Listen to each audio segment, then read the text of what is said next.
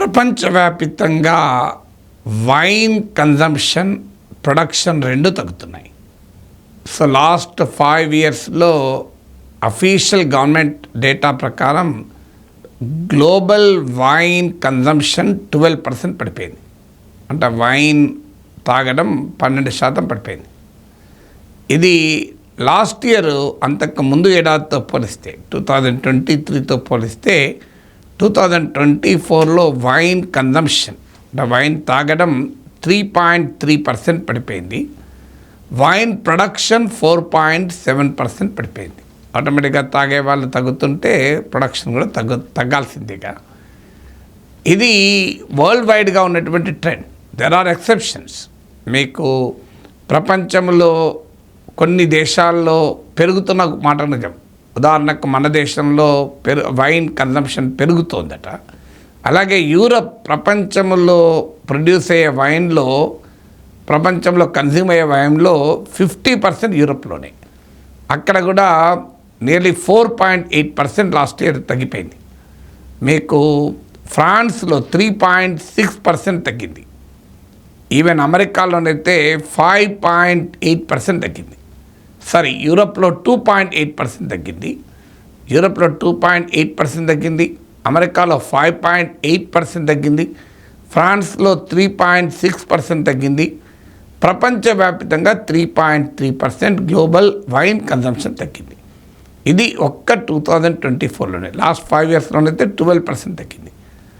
1961 తర్వాత lowest wine consumption తగ్గడం అనేది ఇదే ఫస్ట్ టైం ఇంత భారీగా తగ్గడం.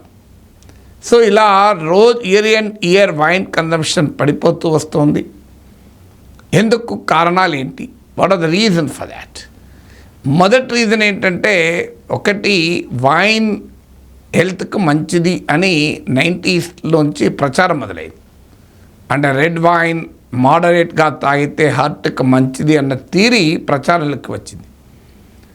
ఈ ప్రచారం ఏ స్థాయిలో వెళ్ళిందంటే ప్రజలు చాలా నమ్మేశారు. ఎందుకంటే ఈ రీసెర్చ్ కోడ్ను ఆల్కహాల్ ఇండస్ట్రీయే ప్రమోట్ చేసింది. చాలా సందర్భాల్లో ఆల్కహాల్ ఇండస్ట్రీ, ఫార్మా ఇండస్ట్రీ తమకు అనుకూలంగా రీసెర్చ్ను ప్రమోట్ చేస్తూ ఉంటారు. నా హైడ్రేషన్ కోసం I just trust one thing, ఫుల్గా వాటర్ ఉండే కంట్రీ డిలైట్ వల్ల కొలాచి కోకోనట్స్. సో ఇప్పుడే కంట్రీ డిలైట్ యాప్ డౌన్లోడ్ చేసుకొని ఆర్డర్ చేయండి. సో ప్రమోట్ చేస్తూ తమ ప్రొడక్ట్స్ను అమ్ముకుంటూ ఉంటారు. Capitalism not only creates object for the subject but create the subject for the object అంటారు. అంటే పెట్టుబడిదారి ఆర్థిక వ్యవస్థ మనుషులకు కావాల్సిన వస్తువులే కాదు, వస్తువులకు కావాల్సిన మనుషులు కూడా తయారు చేస్తారు. అంటే మనిషికి కావాల్సిన వైన్ కాదు, వైన్కి కావాల్సిన మనుషులు తయారు చేశారు. ఫలితంగా హెల్త్కు మంచిది అని నమ్మి చాలామంది తాగడం మొదలుపెట్టారు. కానీ over a period of time awareness పెరిగింది. Any consumption of alcohol is bad for health. ఇప్పుడు రీసెర్చ్ చెప్తున్న అంశం. అది ఏ మోతాదులో తాగినా అది చెడే. సమర్థించేవారు, తాగేవారు ఏదో రకంగా సమర్థించుకోవాలి కనుక నేను ఒక్క పెగ్గే తాగుతాను, 2 పెగ్గులే తాగుతాను, గెస్ట్లతో మాత్రమే తాగుతాను, బిజినెస్ పార్టీస్లో తప్పదు తాగుతాను, ఇలాంటి కహానీలు చెప్తూ ఉంటారు. నేను పొరపాటున కూడా తాగను కనుక, టీ తప్ప వేరే తాగే అలవాటే లేదు కనుక నాలాంటి వాడు టీ తాగితే ఆరోగ్యానికి ఏం ప్రమాదం లేదు అని చెప్తాము. ఏదైనా ఎక్కువ తాగితే ప్రమాదమే.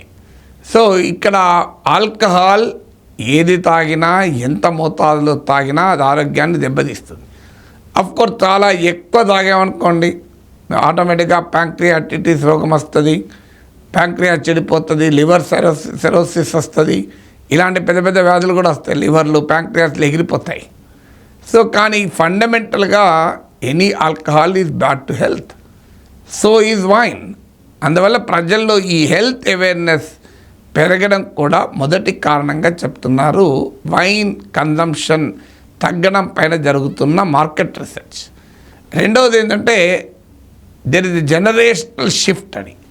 యంగర్ జనరేషన్ వైన్ తాగడం లేదట. మరి దానిపైన రీసెర్చ్ ఏంటో చూడాలి. సో యంగర్ జనరేషన్ వైన్ తాగడం లేదు. అంటే లైఫ్ స్టైల్స్ మారుతున్న కొద్దీ ప్రజల కన్జంప్షన్ బిహేవియర్ మారుతుంటుంది.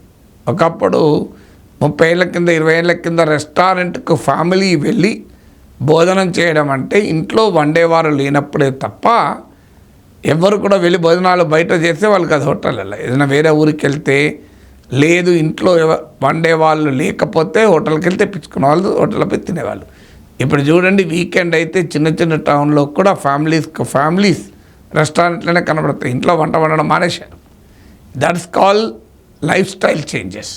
నేను ఈ విశ్లేషణ కూడా చేస్తానికి కారణం లైఫ్ స్టైల్ చేంజెస్ను కూడా మనం అర్థం చేసుకోవాలి. Consumption behaviour is a classic case of life style changes. అందువల్ల యంగర్ జనరేషన్ వైన్ పట్ల ఆసక్తి చూపుతలేరు అన్నది స్టడీస్. మంచిదే.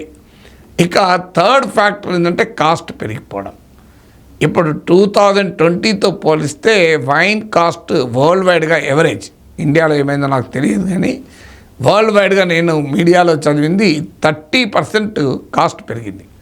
So anything that becomes costly will be so less.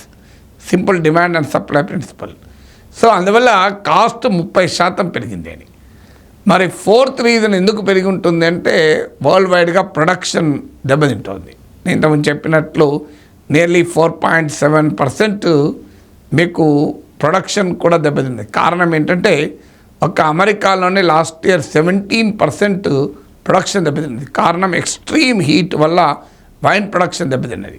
మీకు ఇటలీ 2023కి ముందు వరల్డ్స్ లార్జెస్ట్ ప్రొడ్యూసర్, కానీ ఎక్స్ట్రీమ్ ఫ్లడ్స్, ఎక్స్ట్రీమ్ డ్రాట్ వల్ల వైన్ ప్రొడక్షన్ దెబ్బతిన్నది ఇటలీలో. ఇప్పుడు is no longer the largest producer. So ఇలా climate change factors global wine production తగ్గించింది.